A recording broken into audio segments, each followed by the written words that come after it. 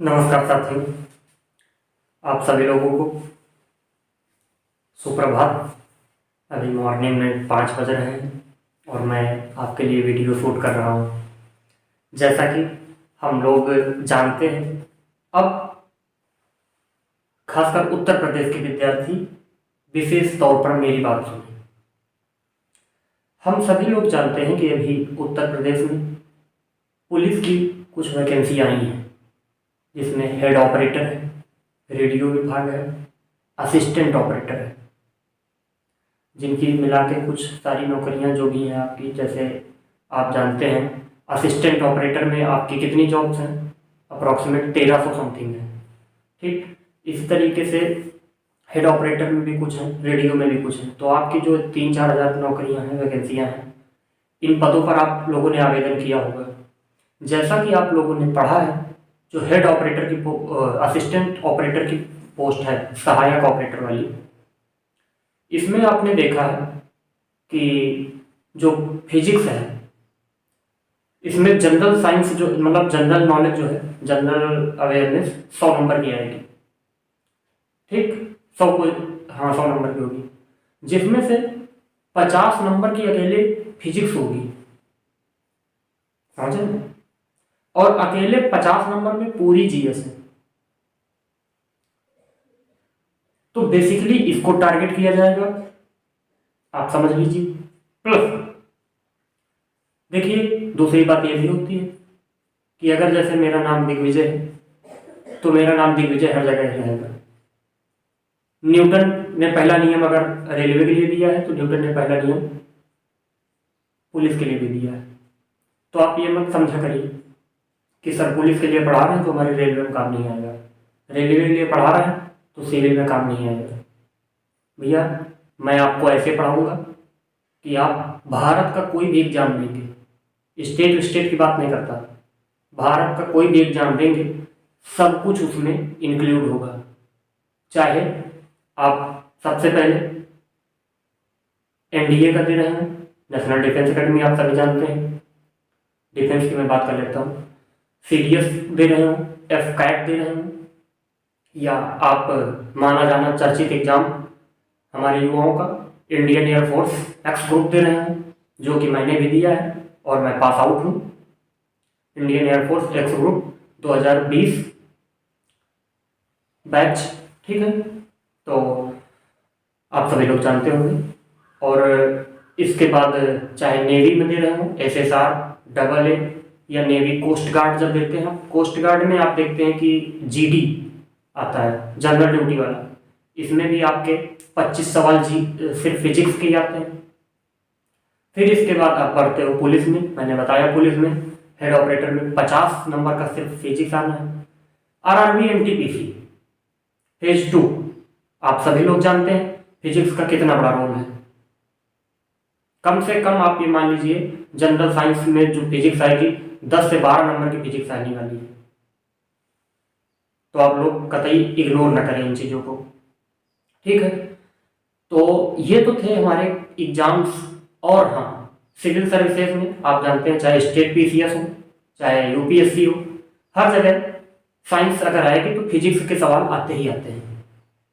हम लोग ऐसे पढ़ेंगे विस्तृत तरीके से कि हमारा सब कुछ कवर हो जाए। आज हमारा इंट्रोडक्टरी क्लास होगा, एक आपसे इंटरेक्शन है, जिसमें हम लोग जानेंगे कि फिजिक्स में क्या पढ़ना है, कितना पढ़ना है, क्या है फिजिक्स, सारा पूरा इंट्रोडक्शन टाइप का, और कुछ नहीं चाहता था, ठीक है। तो आइए हम आपको दिखाते हैं कि क्या होती है फिजिक्स। चलिए, सबसे पहला आपके जहन में सवाल आता होगा कि सर ये एक्चुअली में साइंस क्या है।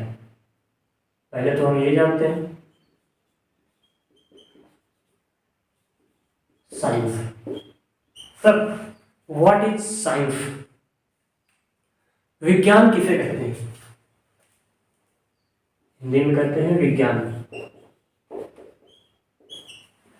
मैं सब कुछ आपको कवर करूंगा, आप पेशेंस बनाए रखिए, अंत तक रुकिएगा क्लास में, आपको बहुत मजा आएगा, ठीक है। चलिए, साइंस क्या होता है? आप शब्द समझिए, साइंस एक लैटिन भाषा का वर्ड होता है सेंटिया। क्या होता है, मैं आपको दिखाता हूं। ये वर्ड होता है सेंटिया।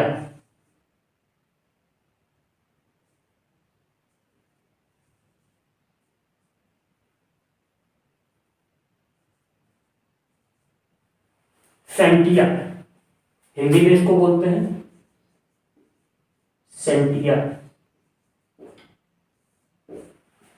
अब हमारे जो गांव के बच्चे होते हैं, कुछ रूरल बैकग्राउंड के होते हैं, सेंटिया सेंटी मतलब क्या होता है, पागल टाइप को बताने लगते हैं। लेकिन वैसे कहा भी जाता है, विज्ञान पढ़ने वाले पागल कह जाते हैं ऐसा, लेकिन है नहीं।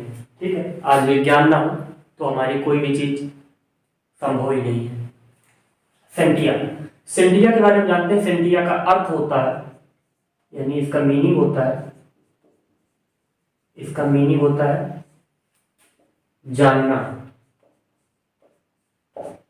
हिंदी में कहते हैं, इंग्लिश में नो, जानना। बात समझ में आ रही है? सेंटिया किस भाषा का शब्द है? यह आपका लैटिन भाषा का शब्द है। ठीक, लैटिन भाषा आप सभी लोग जानते हैं। आप क्या जानते होंगे? आपको कहाँ बोलना आता है? कुछ शब्द है याद कर लेते हैं हम लोग। ये तो एक आपको मैंने वर्ड से डिफिनेशन बताई। अब मैं आपको एक और डिफिनेशन बताता हूं, आप उसको लिखिए। क्या है, नोट डाउन करते रहिए। देखिए मेरे साथ पढ़िए, तो आप पेन कॉपी लेकर बैठिए, लिखेंगे। आपका सवाल रहेगा विज्ञान क्या होता है या विज्ञान किसे कहते हैं। सुव्यवस्थित, सुसंगठित और क्रमबद्ध ज्ञान को विज्ञान कहते हैं। ये आप वर्ड्स पहले समझिए। सुव्यवस्थित,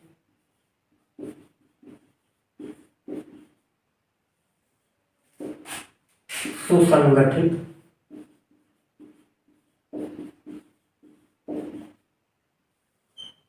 और क्रमबद्ध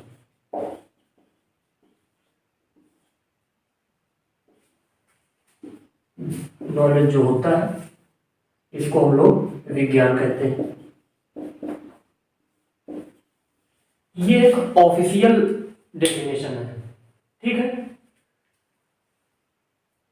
तो सुसंगठित मतलब होता है ऑर्गेनाइज्ड, सुव्यवस्थित मतलब होता है एक जो अच्छे व्यवस्था में स्थापित हो, क्रमबद्ध वन बाय वन करके। ये एक ऑफिशियल डेफिनेशन है। इसका शुद्ध है, अगर आप लिखना चाहें लिखिए। हम अपने चारों ओर की जो प्रकृति है, जो पदार्थ है, जो चीजें हैं, मैटर है, द्रव्य है, इन सब चीजों का हम एक एक करके या क्रमबद्ध तरीके से जब अध्ययन करते हैं और उसके विषय में जब जानकारी प्राप्त करते हैं, इस प्रकार के से जो ज्ञान प्राप्त होता है उसे विज्ञान कहते हैं।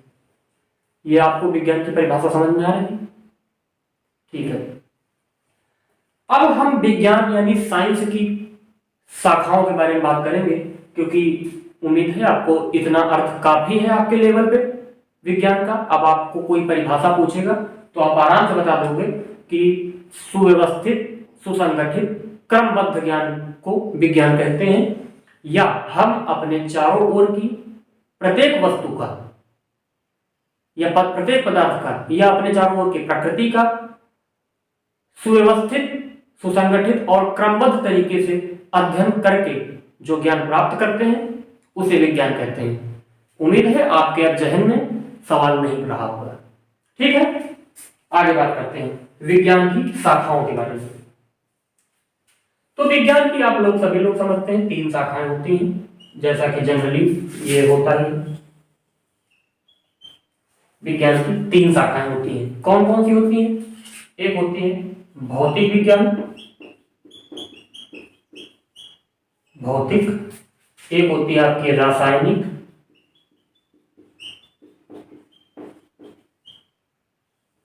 एक होती है आपकी जैविक।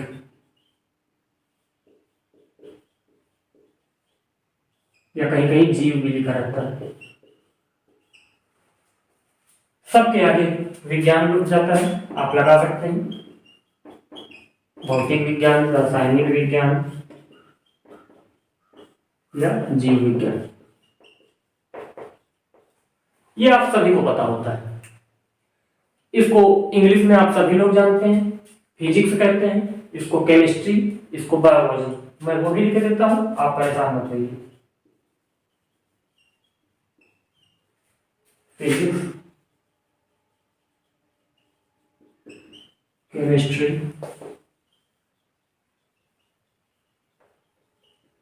बायोलॉजी। Physics, chemistry, biology. अब अभी हम इसको नहीं छू रहे हैं, ठीक, इसको भी नहीं टच कर रहे हैं, लेकिन बिलीव मी, आपको एक एक करके मैं सब कुछ पढ़ाऊंगा, आप घबराइए नहीं, क्योंकि देखिए काम अकेले कर रहे हैं तो थोड़ा टाइम लगेगा, है ना। हम लोग आरंभ करेंगे अपने इस टॉपिक से, इस ब्रांच से। फिर आपके जहन में सवाल उठेगा कि सर ये आपने मेरे को फिजिक्स तो बता दी है, अब ये फिजिक्स क्या होती है।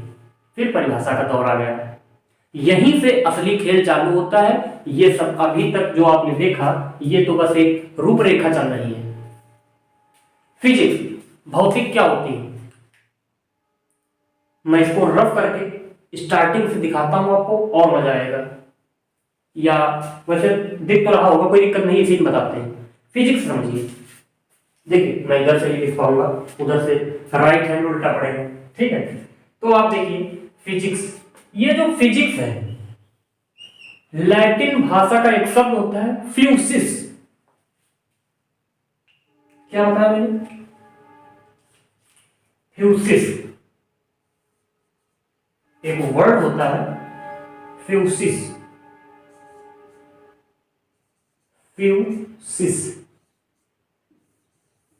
फ्यूसिस, लैटिन वर्ड, लैटिन वर्ड, ठीक, लैटिन वर्ड होता है फ्यूसिस। फ्यूसिस का अर्थ क्या होता है सर, तो फ्यूसिस का अर्थ होता है सर जी, फ्यूसिस का अर्थ होता है नेचर, नेचर। मैं आपको कोई चीज रटाऊंगा नहीं, सब कुछ जो लिखूंगा वहीं से क्लियर कर दूंगा, आप घबराइए नहीं। नेचर, नेचर को भैया क्या कहते हैं हिंदी में, नेचर को प्रकृति कहते हैं सर जी, प्रकृति कहते हैं, कहा बिल्कुल सही बात है, प्रकृति बोलते हैं। प्रकृति क्या होती है, कहोगे सर एक वर्ड में बोले प्रकृति, माई सराउंडिंग्स या अवर सराउंडिंग्स, हमारे चारों ओर की चीजें। तो सर ये बात कुछ कम समझ में आई, एक ऑफिशियल बोलिए, थोड़ा सा आधिकारिक तरीके से बोलिए, लगना चाहिए कि यस आई एम ऑफिशियल, है ना। तो प्रकृति भी दो प्रकार की होगी, दो प्रकार की होगी सर, बात समझे नहीं, मैं समझाता हूं, देखिए ध्यान से देखिएगा, नजर मत हटाइएगा। प्रकृति के दो टाइप होते हैं,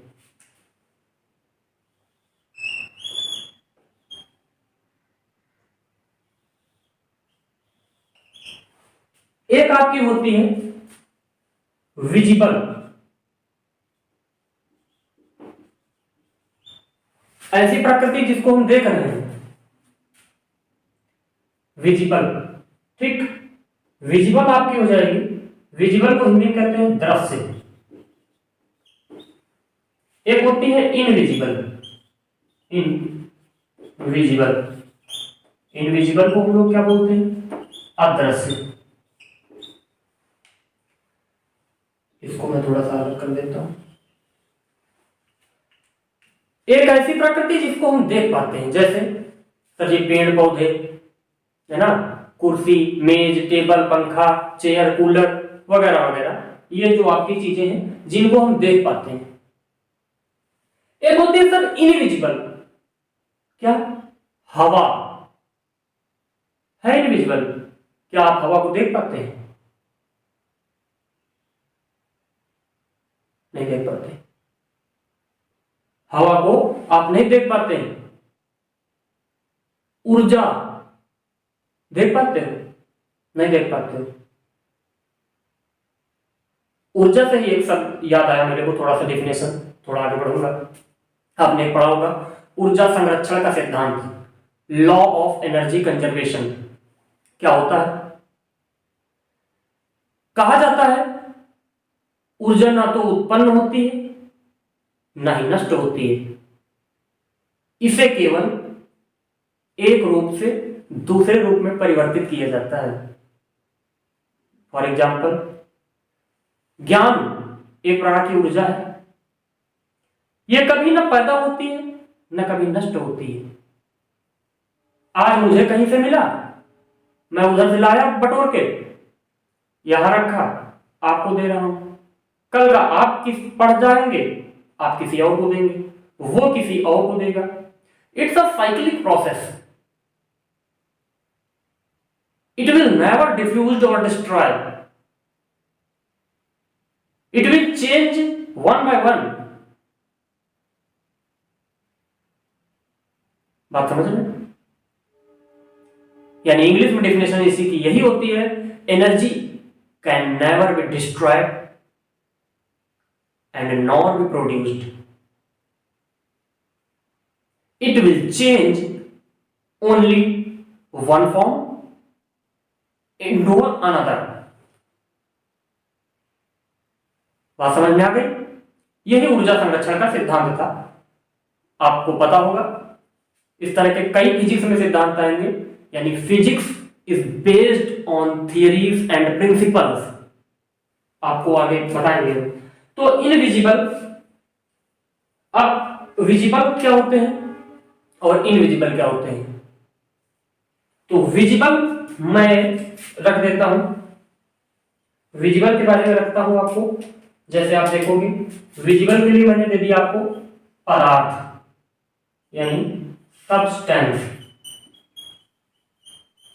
सब्सटेंस यानी पदार्थ। भैया पदार्थ, पदार्थ में दिखता है, वो भी कैसे पहचानेंगे? सब साइंस के तरीके से। इनविजिबल क्या होता है? एनर्जी।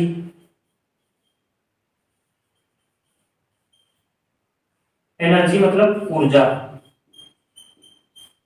तो सर ऊर्जा नहीं दिखती है, कैसे हम कह सकते हैं? वह चीज या वह वस्तु या ऐसी कोई भी चीज जो स्थान घेरती है तथा जिसका अपना एक द्रव्यमान होता है, यानी a body which covers a space and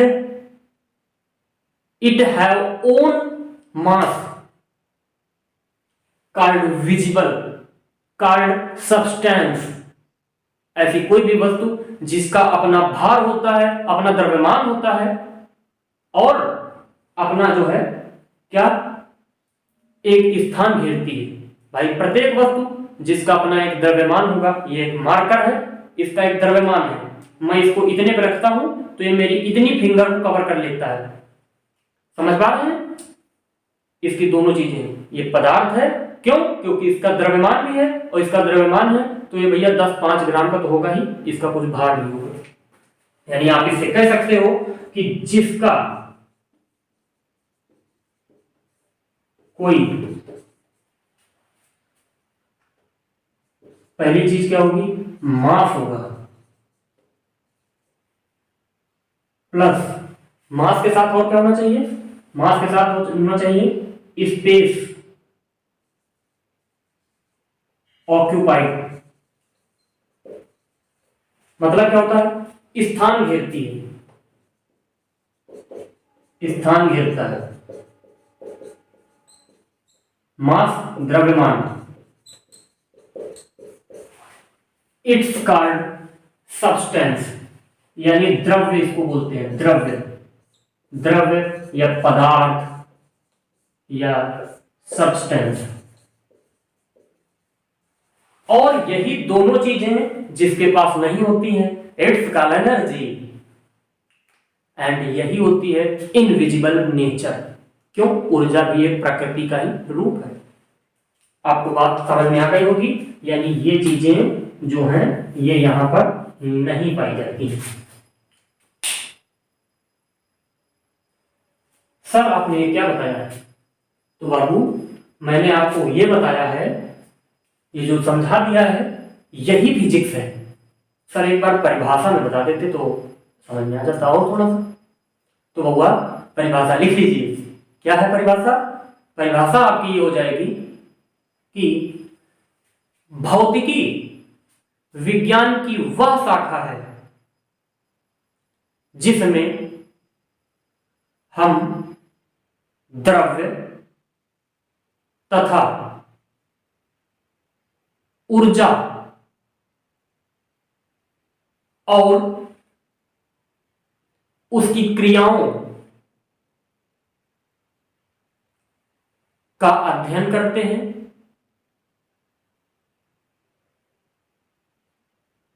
भौतिकी कहलाती है। उम्मीद है आपने लिख लिया होगा, मैं रिपीट कर देता हूं। भौतिकी विज्ञान की वह शाखा है जिसमें हम पदार्थ या द्रव्य तथा, आप क्या देखते हैं, द्रव्य तथा ऊर्जा और उसकी परस्पर क्रियाओं का अध्ययन करते हैं। आपकी भौतिकी कहलाती है। इंग्लिश में आप लिख लीजिए, physics is a branch of science in which we have discussed about matter or energy and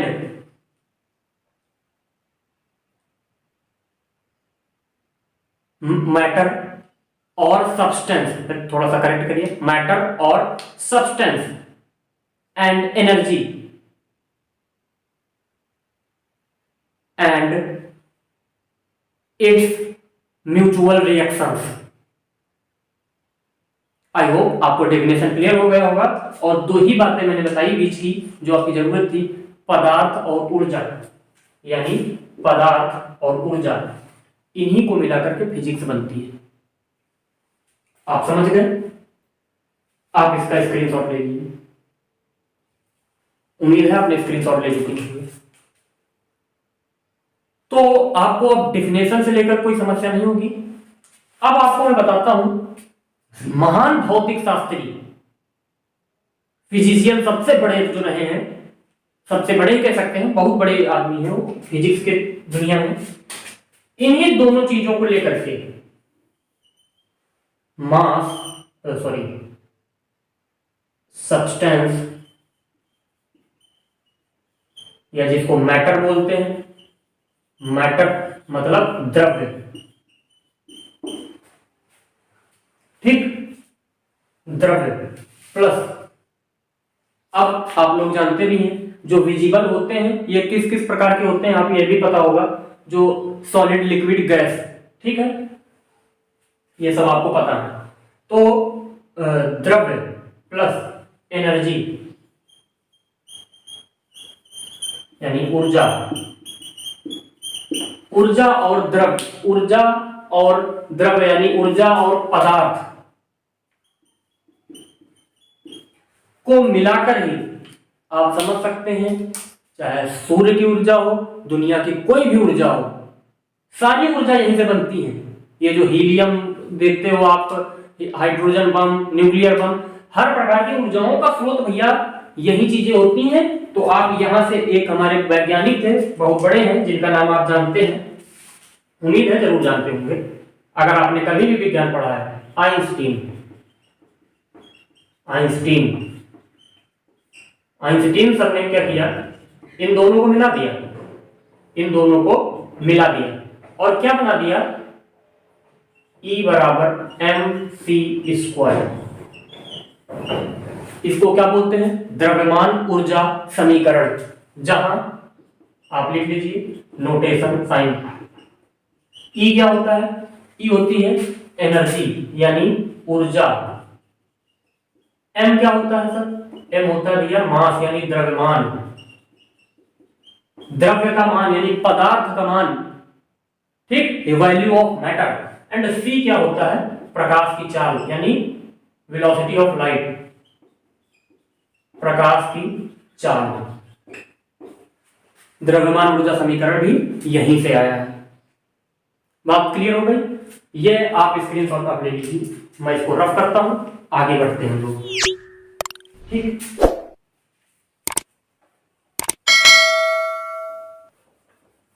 उम्मीद है आपको क्लास बहुत अच्छी लग रही होगी। बस आप पेशेंस बनाकर साथ रुके रहिए अंत तक, आपको बहुत ही अच्छी क्लास मिलेगी।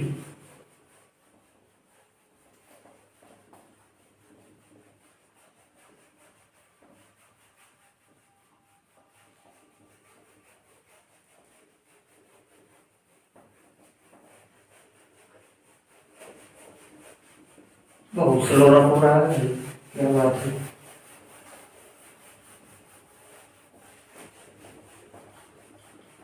लगता है इसको ठंडी लग गई है ना। इसको भी जो है कभी कभी बोर्ड को भी ठंडी लग जाती भाई, ये भी हमारी तरह इंसान ही समझिए। सारा दिन अपने चेहरे पर लिखवाता रहता है, कहीं कुछ कहीं कुछ कहीं कुछ, कभी फिजिक्स, कभी ज्योग्राफी, कभी हिस्ट्री, कभी क्या कभी क्या। चलिए अब हम लोग जानेंगे फिजिक्स के अंदर चलते हैं, क्योंकि हमें फिजिक्स ही पढ़नी है। अब आपका अध्ययन चालू होगा।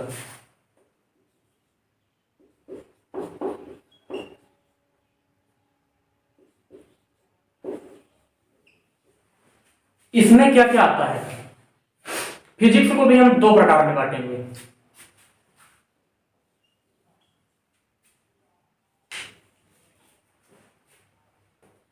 एक आपकी होती है एंशिएंट फिजिक्स, एक होती है modern physics. Ancient physics and एक होती है आपकी मॉडर्न फिजिक्स।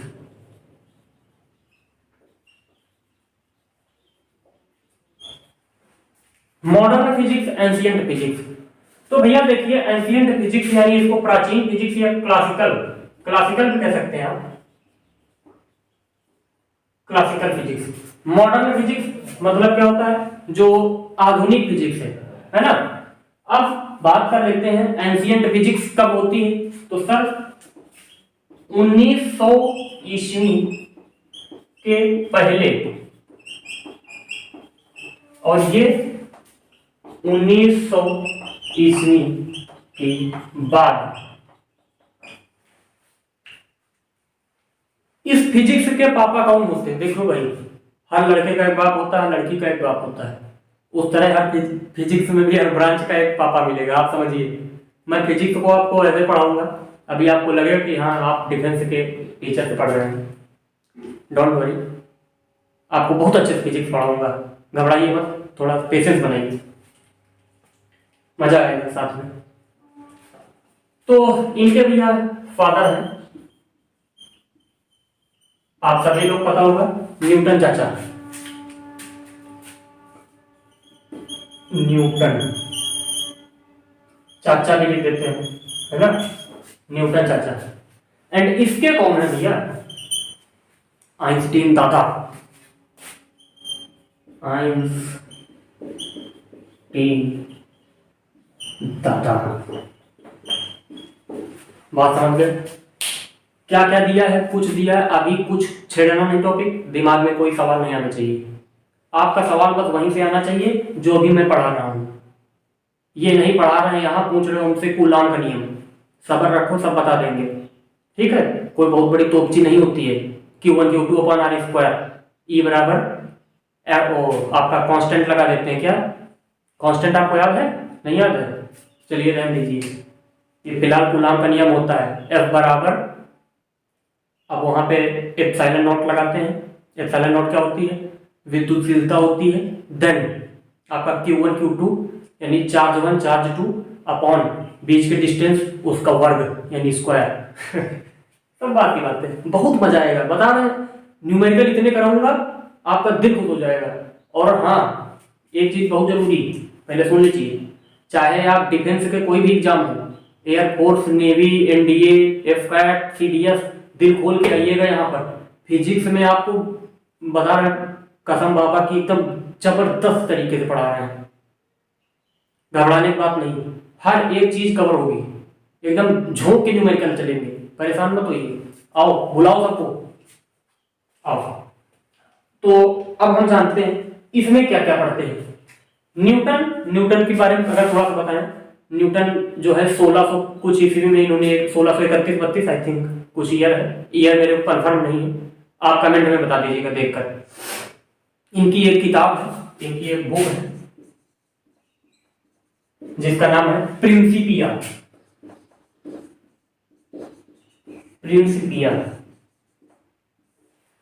इसी में इन्होंने गुरुत्वाकर्षण का सिद्धांत दिया है, इसी में इन्होंने अपने गति के नियम दिए हैं, इसी में इन्होंने न्यूटन का शीतलन नियम दिया है, कूलिंग इफेक्ट आपने पढ़ा होगा जब उष्मागतिकी पढ़ाएंगे, थर्मोडायनेमिक्स।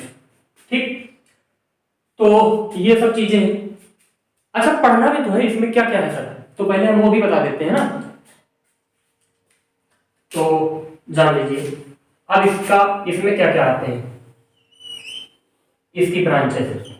तो सबसे पहले भैया इसमें हम बात करते हैं अगर, तो इधर से आती है मैकेनिक्स, गतिकी।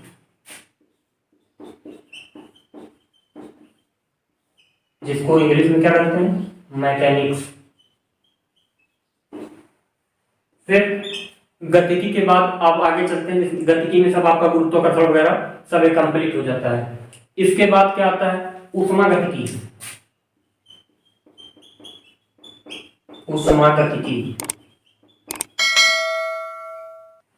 उष्मागतिकी यानी इसको बोलते हैं थर्मोडायनेमिक्स।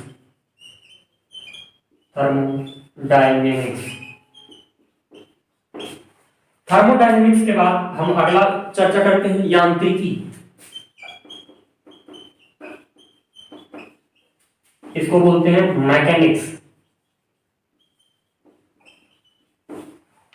ठीक, सॉरी यांत्रिकी। अरे थोड़ा सा गलत हो गया भाई।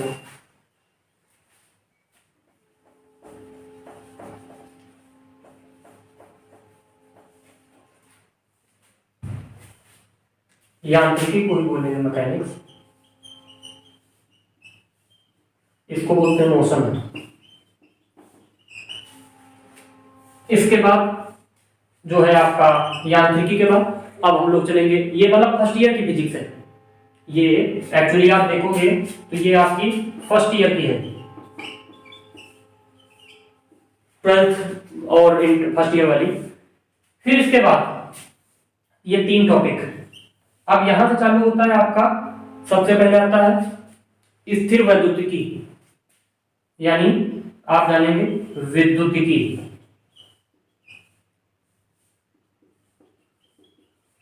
आगे स्थिर जोड़ लेना है ना, तो इसको बोलते हैं इलेक्ट्रोस्टैटिक।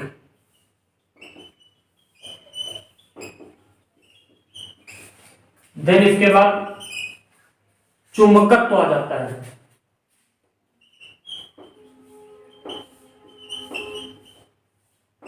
मैग्नेटिज्म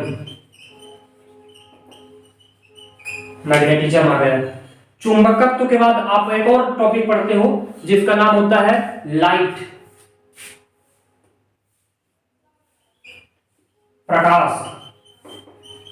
इसको बोलते हैं ऑप्टिक्स। ये आपकी सब यूनिट्स हैं, ये आपकी 12th की यूनिट है। ठीक, या सेकेंड ईयर की यूनिट है। आपने देखा गतिकी में हम लोग गुरुत्वाकर्षण ये सब अपना कंप्लीट कर लेंगे, गुरुत्वाकर्षण, गति के नियम वगैरह वगैरह। और पहला तो मेजरमेंट चैप्टर, वो चैप्टर ही अलग है, वो मैं पढ़ाऊंगा आपको 7-8 क्लासों में, हर एक चीज बताऊंगा नस नस फिजिक्स की। रुक जाइए बस। उष्मागतिकी, थर्मोडायनेमिक्स, यांत्रिकी, मैकेनिक्स। उष्मागतिकी में क्या पढ़ते हैं, उष्मा पढ़ेंगे। उष्मा के बाद फिर आप लोग उष्मागतिकी में जब जाओगे तो वहां पर बायस लॉ, चार्ल्स लॉ, गैलुसाक लॉ, ये सब मतलब नियम पूरी उष्मागतिकी, शीतलन नियम यहीं पे मिलेगा। ठीक, यांत्रिकी, मैकेनिक्स। यांत्रिकी में हम लोग पढ़ते हैं साउंड वगैरह, तरंगदैर्घ्य, तरंगाग्र और आपका तरंग क्या होती है, वेवलेंथ, ट्रक, ये सब वहां की बात है। तो आप ये देखेंगे कि हम लोग गतिकी पढ़ेंगे, उष्मागतिकी, यांत्रिकी, विद्युतिकी, पूरा इलेक्ट्रिक जो होगा आपका, कूलाम, ये सारे नियम सब यहीं पे आएंगे। चुंबकत्व, पूरी मैग्नेटिज्म, आर्स्टेड, सबसे पहले मैग्नेटिज्म खोजने वाले आर्स्टेड चाचा, इसके बाद आप जानोगे इनके चुंबक विद्युत क्षेत्र के मात्रक इकाई आपको बताएंगे 7-8 ठो। गॉस बताएंगे, टेस्ला बताएंगे, है ना, वेबर मीटर स्क्वायर बताएंगे, फिर आपका E बराबर एफ अपॉन क्यू यानी न्यूटन प्रति कूलम, ये भी बताएंगे। बहुत सारे आएंगे, परेशान नहीं। प्रकाश, ये तो भैया राजा है, मान के चल लीजिए, अभी से कह रहा हूं 4-5 सवाल यहाँ से आएंगे ऑप्टिक्स से, तो ये आपको बताने की जरूरत नहीं है, आप जान लेंगे आगे इतना। लेकिन दो चीजें नहीं थी भैया, ये 1900 ईस्वी के बाद आई, जब आइंस्टीन दादा आ गए, इन्होंने क्या खोज दिया था, इन्होंने भैया एक ब्रह्मास्त्र दे दिया। कौन सा ब्रह्मास्त्र? E बराबर mc स्क्वायर। जब ये दे चुके तो इसके बाद क्या आ गया, दो चीजें और ऐड हो जाएंगी फिजिक्स में, आपका कोर्स बढ़ जाता है। क्या हो जाता है मॉडर्न फिजिक्स में? आप एक तो हो जाती है न्यूक्लियर फिजिक्स,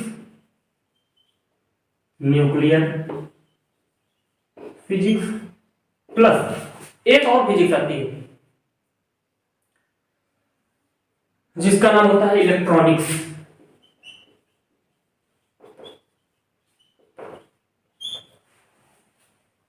इलेक्ट्रॉनिक्स आपको बता देता हूं, न्यूक्लियर फिजिक्स यानी अणु फिजिक्स, अणु भौतिकी, अणु परमाणु, बल्कि परमाणु भौतिकी, अणु नहीं, परमाणु भौतिकी। इलेक्ट्रॉनिक्स आप सभी लोग जानते हैं, इलेक्ट्रॉनिक्स में क्या आ जाता है, जैसे आप इसमें तो क्या आ जाएगा, जैसे हीलियम, है ना, हाइड्रोजन 131, ठीक, ये सब चीजें जो बम बनाने काम आती हैं, आपको समस्थानिक, समहारिक, आइसोटोप्स, आइसोबार्स सब कुछ बताया जाएगा। कोबाल्ट, है ना, कैडमियम वगैरह जो मंदक वगैरह के रूप में उपयोग किए जाते हैं, सब बताया जाएगा। इलेक्ट्रॉनिक्स में क्या आ जाता है, जैसे अर्धचालक, डायोड, ट्रायोड,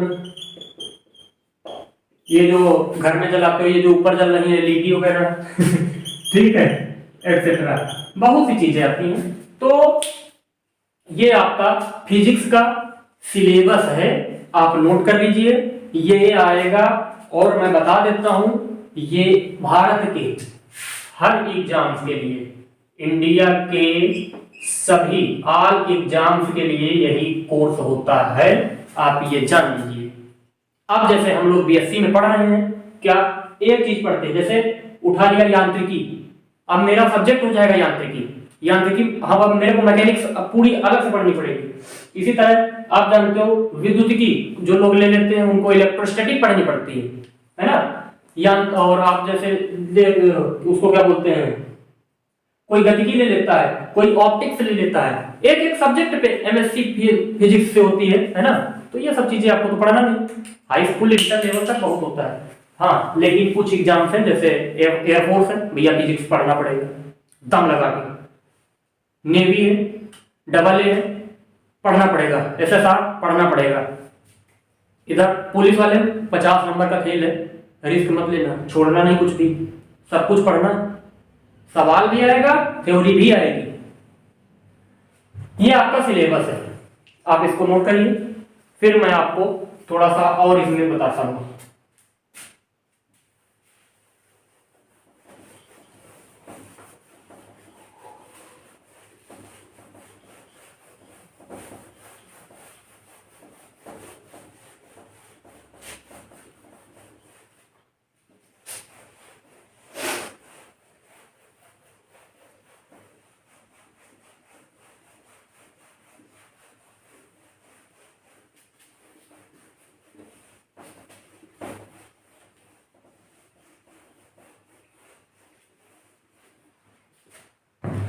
अब मेजरमेंट, यहीं से अब हमारे टॉपिक स्टार्ट होते हैं। ये इंट्रोडक्शन आपको दे दिया क्या क्या पढ़ना है।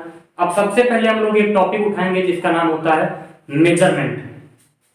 सर मेजरमेंट जो आप ये बता रहे हैं क्या होता है, मतलब मापन।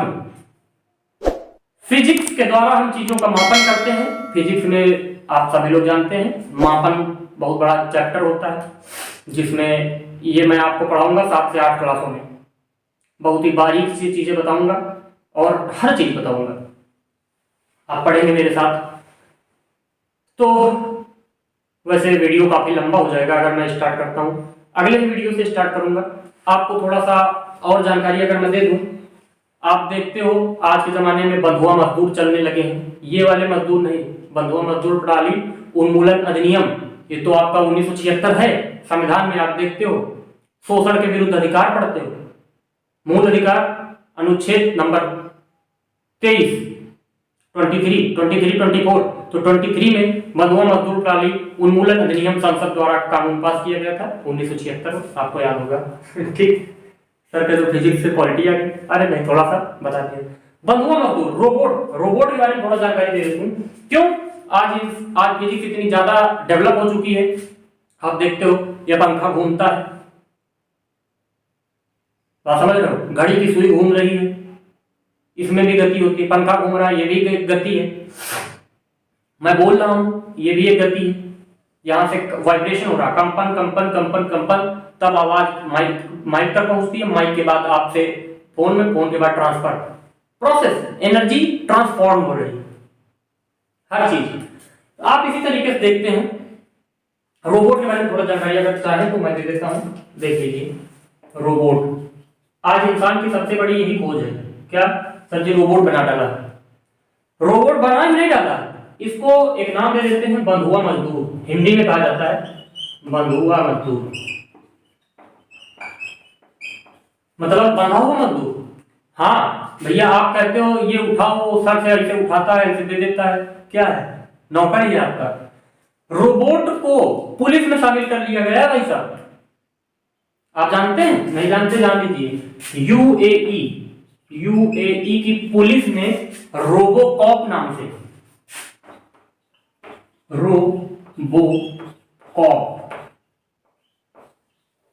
रोबोकॉप के नाम से जो है यूएई की पुलिस ने इसको शामिल किया है। क्या सर इंडिया में शामिल हुआ है? जी भैया, इंडिया में शामिल हुआ है, इंडिया में भी शामिल हुआ है। इंदौर आप लोग सभी जानते हैं, पता नहीं है, छोड़ो। इंदौर में भारत का पहला शहर है इंदौर शहर। इंदौर शहर में सबसे पहले जो है रोबोट पुलिस का प्रयोग किया गया है। बात समझ गए? रोबोकॉप का प्रयोग किया गया है, ठीक, इंदौर में। तो आप ये भी याद रखेंगे, पुलिस की सहायता के लिए इसको प्रयोग किया गया है। एक और रोबोट है जिसका नाम है सोफिया। आप जानेंगे, बहुत ही खुशी होगी इसके बारे में। लड़की नहीं है, इसका नाम है सोफिया। इसको यूनाइटेड नेशंस द्वारा एक प्राइज दिया गया है, चैंपियंस पुरस्कार। चैंपियंस पुरस्कार। सर जी हमारे यहाँ इंसान नहीं पुरस्कार पा रहे हैं, वहां रोबोट पुरस्कार पा रहे हैं। चैंपियन पुरस्कार बाय यूनाइटेड नेशंस। सोफिया जो है ये क्या है? ये एक्चुअली है कहां का? तो आप ये भी जान लीजिए, सऊदी अरब का है। सऊदी अरब, ठीक। एक और रोबोट है जिसका नाम है साइम। जैसे तुम्हारा नाम है मोहन, किसी का नाम है जागेंद्र, किसी का नाम है फलाने, है ना? इसी तरह एक रोबोट का नाम है सैम। सैम एक्चुअली क्या होगा, न्यूजीलैंड, आपने सुना होगा, न्यूजीलैंड एक देश है जो कि आप जानते हैं कहां है, मानचित्र में देखिए, है ना? न्यूजीलैंड दो भागों में डिवाइड है। किस जल संधि के तहत डिवाइड है, कमेंट बॉक्स में लिखिए। आप लोग फिजिक्स पढ़ते हैं, ज्योग्राफी पढ़ते हैं, हमने पढ़ाई है सब, नहीं पढ़ी वीडियो देखिए। न्यूजीलैंड में सैम भैया जो है ना, ये यूनाइटेड नेशनल असेंबली का चुनाव लड़ने जा रहा है।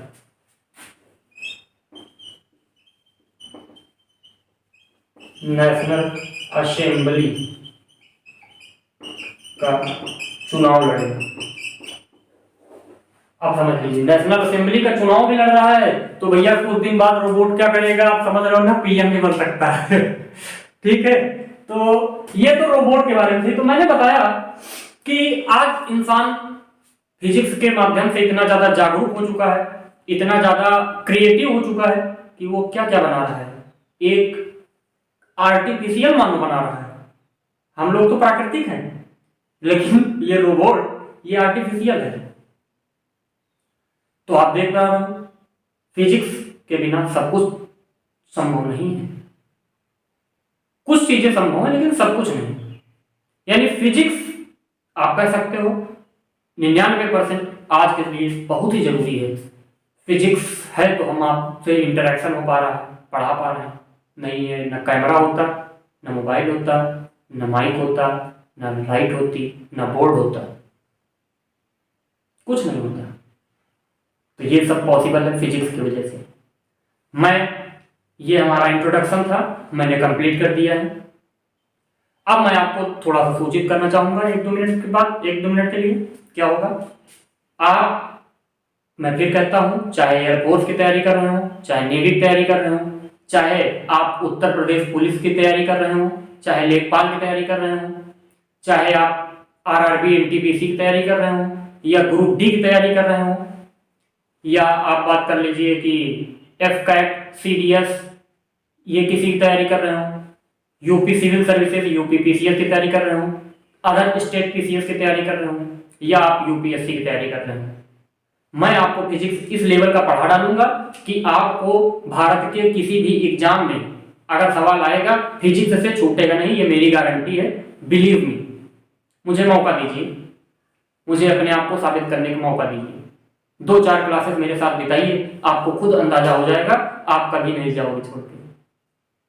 अगर आप चैनल पे नए हो तो सब्सक्राइब करिए, ठीक है, सब्सक्राइब कर लीजिए अगर नए हैं। और क्लास अगर अच्छा लगा है तो आप लोगों तक इसको पहुंचाइए, शेयर करिए। अब कल से हम लोग स्टार्ट करेंगे मेजरमेंट, मापन टॉपिक। उसमें बताएंगे आपको विमा निकालना, मात्रक क्या होते हैं, अदिश सदिश, ये सब स्टार्ट करेंगे आराम से। मूल राशियां, व्युत्पन्न राशियां, है ना, पूरक राशियां, सब परेशान मत होइए। एकदम मक्खन चाहिए ना तो इंतजार करिए। क्यों? दूध को भी जब वो क्या बोलते हैं हांडी में रखा जाता है और फिर मखानी से हिलाया जाता है तो मक्खन निकलने में टाइम लगता है। इसी तरह आपको मक्खन अगर लेना है तो समझ लीजिए। इन्हीं सब वचनों के साथ हम आज की क्लास को समाप्त करते हैं। मिलेंगे हम लोग अगली क्लास के लिए, तब तक के लिए नमस्कार, जय हिंद।